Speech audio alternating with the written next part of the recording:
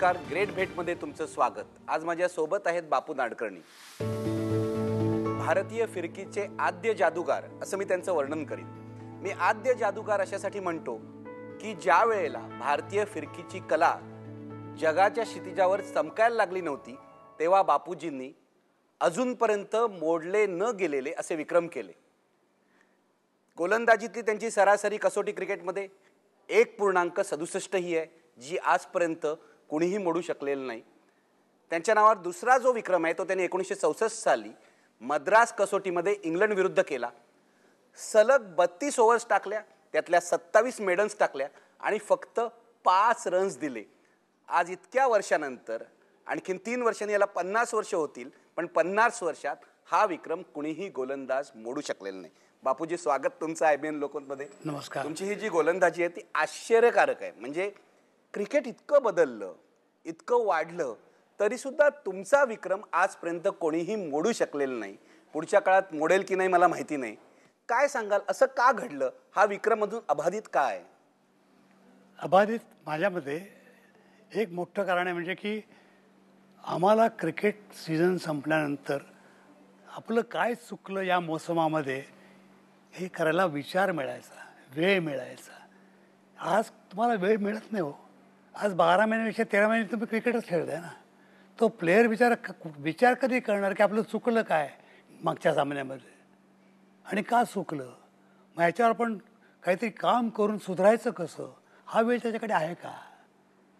आज intensity of cricket Nikhil एवढी मोठी झालेली आहे जगामध्ये की तुम्हाला 12 महिने तो पुरत नाही. तो हे आमच्या वेळेला नव्हतं. आमच्या वेळेला 4 वर्षांनी एक भारतामध्ये टीम यायची, तेव्हा कुठेतरी आम्हाला चान्स मिळायचा, तुमचं नशीब असेल तर.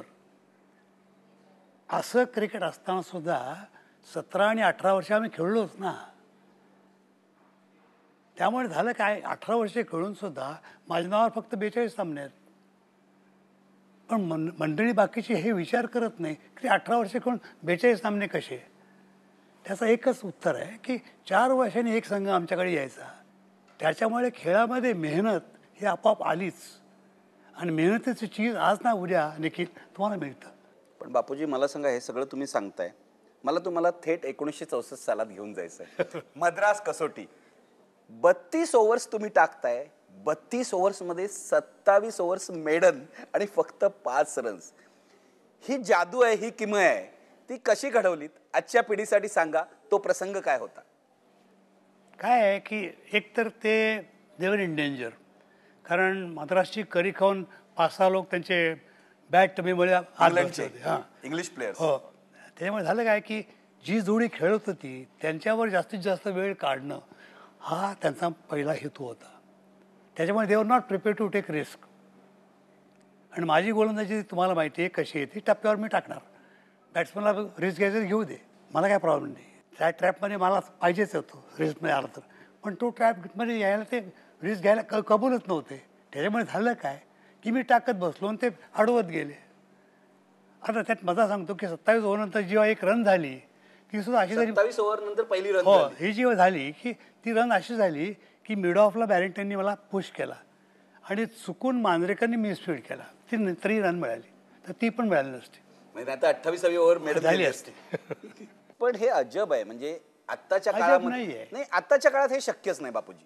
नाही, शक्य नाही. मी त्याचं तुला कारण मी आता सांगितलं की तुम्हाला विचार करायला वेळ मिळत नाही. प्लेयर्सना मी दोष देत नाही. प्लेयर्स खरोखर सांगू की आमच्यापेक्षा टॅलेंटेड लोक आहेत. मला सांगा, पेशन्सही कमी झालाय या सगळ्या? तुम्ही 27 ओव्हर्स मेडन टाकल्यात, तुमच्याकडे पण पेशन्स पाहिजे आणि त्या फलंदाजाकडे पेशन्स पाहिजे ना. खेळाचा ट्रेंड बदलत चाललाय रे. आज तू क्रिकेट बघशील जास्त ऑफेन्सिव्ह व्हायला लागलं आहे. ऑफेन्सिव्ह क्रिकेट झाल्यामुळे झालं आहे काय की लॉंग इनिंग्स खेळणारी मंडळी फार थोडी आहेत. बघा तुम्ही कुठल्या एका कसोटी मालिकेमध्ये लॉंग इनिंग खेळणारे किती मिळतात तुम्हाला सांगा ना. 60-70-80 निघाले, 60-70-80 निघाले. आमच्याकडे तसं नव्हतं. 100 झाला काउंटीवर 200 कर, हे क्रिकेट आम्ही शिकलो. 200 झाल्या 300 कर, हे आम्हाला शिकवलं गेलं.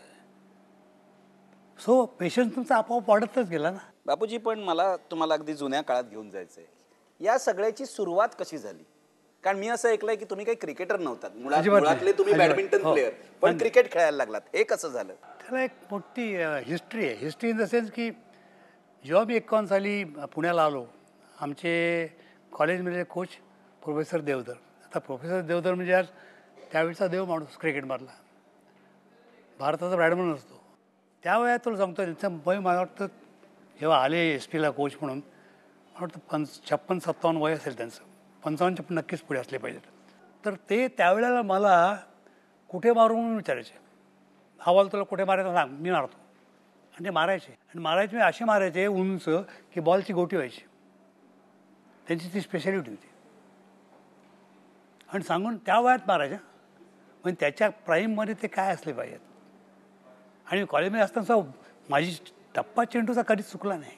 ही मला देणगी होती ईश्वराची. इंग्लिश पहिलीमध्ये जेव्हा मी होतो नाशिकला, त्यावेळेला ॲक्युरेट बॉलिंगमध्ये मॅटवर मी 6 वेळा स्टंप मोडलेला, एकच 6 वेळा 6 स्टंप मारलेत.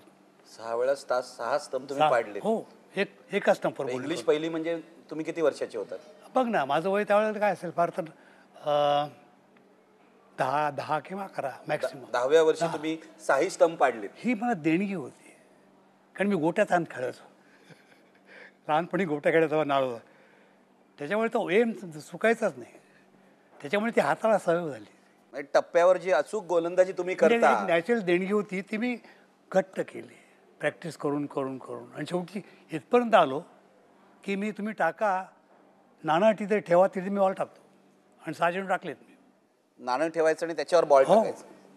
पण हे जे तुम्ही करत होतात, म्हणजे तुम्ही म्हणताय की ते नैसर्गिक होतं, ते मुळातच तुमच्यात होतं. हे बघून तुम्ही क्रिकेटमध्ये पुढे जायचं ठरवलं की तुमच्या घरातच आधी खेळाचं वातावरण? खेळाचं वातावरण तर होतंच. त्याच्यावर खेळ संगीत हे आमच्या घरात होतंच, त्याचा काही प्रॉब्लेम नाही. फक्त कुठला खेळ खेळायचा, कारण कॉलेज लेवलला आम्ही इंटरव्हर्सिटीच्या लेवलमध्ये 4ही खेळ सुंदर खेळायचो. टेबल टेनिस, क्रिकेट आणि बॅडमिंटन. परंतु कुठला खेळ खेळायचा हे शेवटी मला असं सांगितलं गेलं, म्हणजे मी अनुभवावरून ठरवलं त्यावेळेला. मी लहान होतो त्यावेळेला, की आपला इंडिव्हिज्युअल खेळ बरा, समोरासमोर 2 हात कर, प्रॉब्लेमच नाही कोण चांगला आणि कोण वाईट. म्हणून मी बॅडमिंटनकडे वळलो. म्हणजे तुम्हाला बॅडमिंटन खेळायचं होतं, बरं. तुम्हाला क्रिकेट खेळायचं नव्हतं? खरोखर नव्हतं. सांघिक खेळ मला खेळायचा नव्हता, टू बी फ्रँक विथ. पण तू सांघिक खेळामध्ये मी ढकलला गेलो. ढकलले गेलो म्हणजे काय? त्याची गोष्ट सांगतो. 1951 ते 55 मी 4 वर्ष पुन्हा नंबर 1 होतो बॅडमिंटनमध्ये. पुण्याचे तुम्ही चॅम्पियन होतात. त्यामुळे वेस्टर्न इंडिया चॅम्पियनशिप 52 साली का 51 साली, माझ्या स्थान लक्षात नाही आहे, वेन नंदू नाटेवर जो ऑन टॉप, मला वाटतं 52 साल असावं. नंदू नाटेकर तेव्हा नॅशनल चॅम्पियन होते. तर वेस्टर्न इंडिया चॅम्पियन त्यावेळेला पुण्याला होती. कोइन्सिडन्स असा की क्रिकेट आणि बॅडमिंटन हे एका सीझनमध्ये खेळलं जातं. त्याच्या 2 दिवस आधी सिलेक्शन कमिटीची मीटिंग झाली क्लब ऑफ महाराष्ट्र. मला पहिल्या रणजी ट्रॉफीला चान्स मिळाला अगेन्स्ट बडोदा. तिकडची सिलेक्शन जेव्हा झाली तेव्हा मला कळलं की मी खेळणार आहे, सिलेक्ट झालो. त्याच दिवशी संध्याकाळी माझी लक्ष्मी क्रीडा मंदिरवर बॅडमिंटनची मॅच होती, क्वार्टर फायनल. लक्ष्मी क्रीडा मॅच खेळायला गेलो. नातू साहेब तिकडे होते, व्ही नातू सेक्रेटरी बॅडमिंटनचे. म्हणलं अरे बापून इथं काय करतोस, स्टेशनवर जा. म्हटलं का, मॅच कोण जातो ना. म्हटलं 11ची गाडी आहे. नाही नाही नाही नाही, देवधर साहेब सांगून गेले की बापूला सांगा की मॅच खेळायचं नाही, कोल्हापूरला यायचं. आता आमच्या कोचने तर आम्हाला सांगितलं, आमच्या सिलेक्टरच्या चेअरमननी सांगितलं. म्हटलं तर मला ती ऑर्डर नाही म्हणता येणार, कारण त्यावेळेस संस्कार असे होते की मोठी माणसं सांगतात ते ऐकायचं, परिणाम नंतर बघू काय होतं. मी ती गोष्ट ऐकली, थोडासा नाराज झालो, म्हणजे खूपच नाराज झालो, to be frank with you.